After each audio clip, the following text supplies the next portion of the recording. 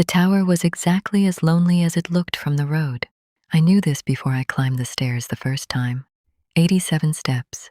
I counted because I count things when I'm nervous, and I was nervous, though I would not have admitted that to anyone, including myself. And I knew it when I reached the cab at the top and stood in the glass-walled room with its 360-degree view of the mountain, and felt the specific quality of a space that had been inhabited by solitude for a very long time. The Osborne firefinder sat in the center of the cab on its rotating mount, a circular map with a sighting mechanism, analog, unchanged in design since the 1930s, which I found immediately and unexpectedly beautiful. The logbook was on the shelf beside it, the radio on the desk below the east-facing windows, the cot in the corner with its thin mattress and its single wool blanket that told me someone had spent nights here and made their peace with the specific discomfort of high places. My name is Willa. I am 39 years old, and I am a writer who has not written anything true in 2 years. Not nothing. I had produced work, a collection of essays that my editor had described as assured and beautifully crafted, and that I had known, reading the final proofs with the hollow feeling of someone reviewing evidence of their own absence, were neither assured nor beautiful in the way that mattered. They were competent. They were the shape of what I used to make without the substance of it. I had sent them into the world and waited to feel something and felt nothing, and that was when I knew. The residency had found me through a writer friend who knew the Forest Service coordinator and mentioned, in passing, that they were looking for someone to staff the tower through the late summer. 3 months of room, board, and solitude in exchange for fire watch duty during daylight hours. My friend had said it as a curiosity, not a suggestion. I had said I'd take it before she finished the sentence. That was 6 weeks ago. The ranger assigned to my tower was named Seth. He came the first Friday. Not announced. I had been told in the orientation that the ranger would check in weekly, that this was standard, that the tower was his responsibility, and I was, in the most respectful sense of the term, a guest in his territory. I had noted this and prepared myself for a professional interaction, and was standing at the Osborne finder practicing the sighting technique I had read about in the orientation manual, when I heard boots on the stairs. He knocked on the trap door before he came through it, which I appreciated. He was perhaps 42, with the particular physical ease of someone who spent most of their time outdoors and had stopped thinking about it. He carried 2 bottles of water and a folded document that turned out to be the updated fire weather forecast, and he looked around the cab with the assessment of someone checking on something he cared about. Willa, he said.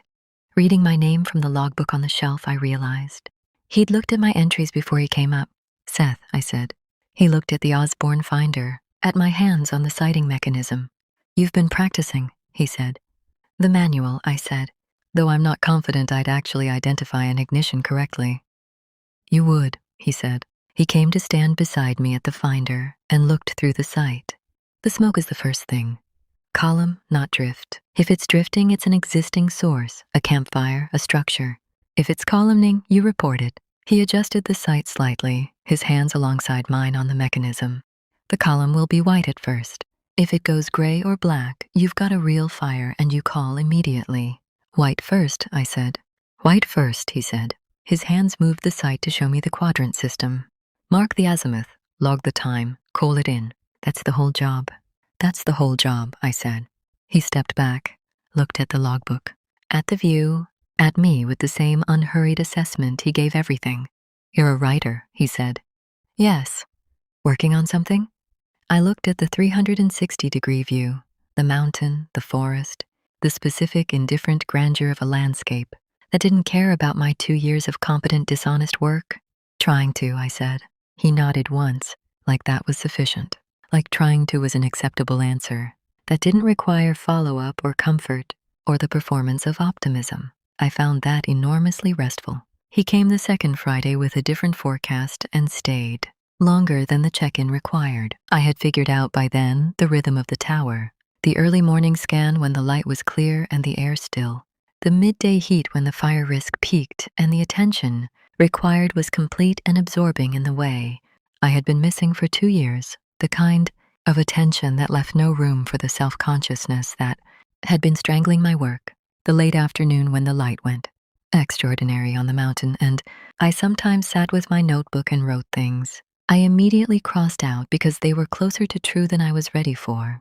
Seth came at 2 and stayed until 4, during which time he checked the equipment, reviewed my log entries, and answered 3 questions I had accumulated during the week with the direct practicality of someone for whom information was a form of care.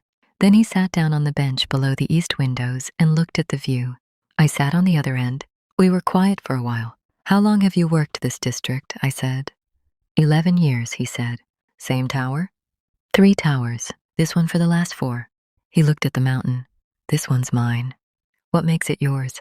He was quiet for a moment.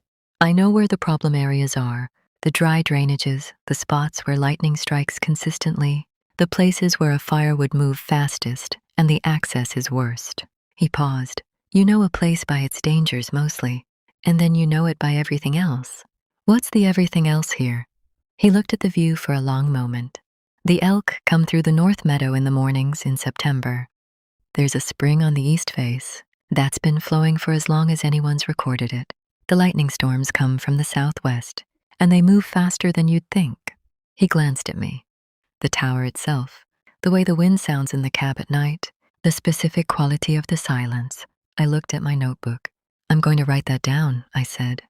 "Go ahead," he said. I wrote it down.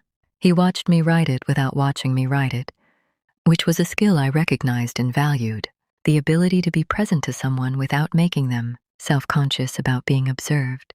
"You've been crossed out writing," he said. I looked up. "How do you know?" "The notebook," he said. "The pages are thicker on the right side. More ink, you're writing and going back." I looked at the notebook. "That's very observant." "Firewatch," he said simply. "You notice things." "I've been writing things that are too true," I said, "before I'd decided to, and then crossing them out because I'm not sure I'm ready for them to be true on the page." He was quiet for a moment. "What happens if you don't cross them out?" "I don't know," I said. "I haven't tried." "Try," he said, not pushing, just offering. The way he offered everything, directly, without pressure, in a way that left the decision entirely mine. I opened the notebook to the most recent crossed-out page. I looked at it for a long moment. I did not uncross it that day, but I thought about it the whole week after.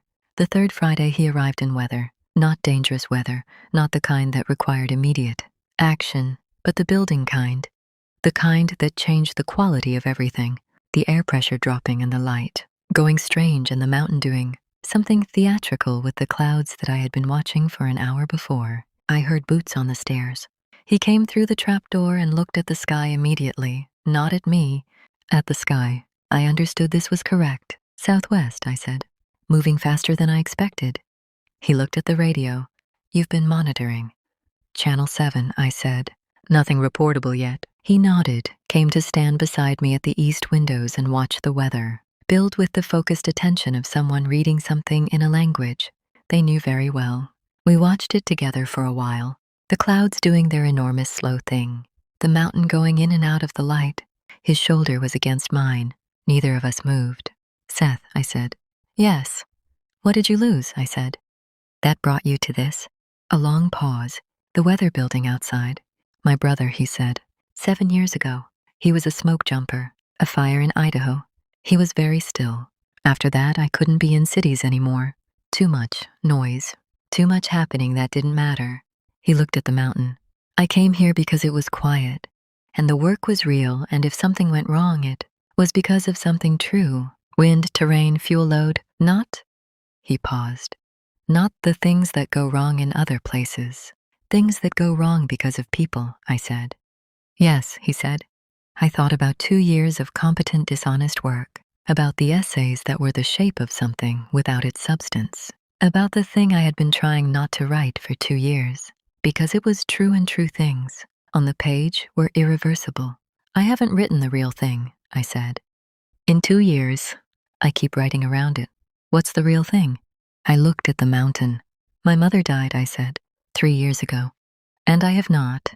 I have not written about it because if I write about it, it will be real in a different way, and I'm not sure I'm ready for that." I paused. "Except I think I've been not ready for 2 years. And that's its own kind of loss." The weather moved over the mountain.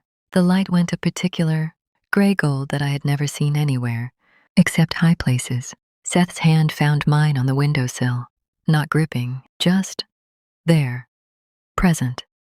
The way he was present to everything, completely, without demanding anything back. I turned my hand over. We stood at the east windows while the storm came over the mountain, and the radio stayed quiet, and the tower did what it was built to do, held its position, watched, reported what was true. The fourth Friday he brought food, not because I needed it. The supply arrangement was adequate, but because he had made something and wanted to share it, which he said with the directness that I had stopped being surprised by and started depending on. We ate at the small table below the south windows, while the mountain was clear and the scanner was quiet, and outside the late summer afternoon did something unhurried and golden with the light. "Read me something," he said, when we had finished eating. "From what?" "The notebook," he said. "Something you haven't crossed out." I looked at the notebook on the shelf, at him across the small table, at the mountain through the south windows. I picked up the notebook. I found a page from the previous Tuesday, 3 in the morning, unable to sleep, the tower dark except for the stars which were doing something I had never seen from anywhere closer to the ground.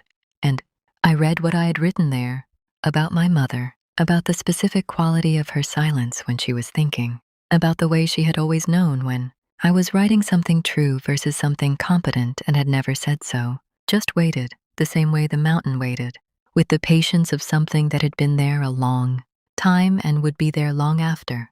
I read it to the end. The tower was very quiet. Seth was looking at me with an expression I had not seen from him before. Open in a way his face wasn't usually open, moved in a way that told me the words had gone somewhere real. "Willa," he said. "I know," I said. My voice was slightly unsteady. "It's the first true thing I've written in 2 years.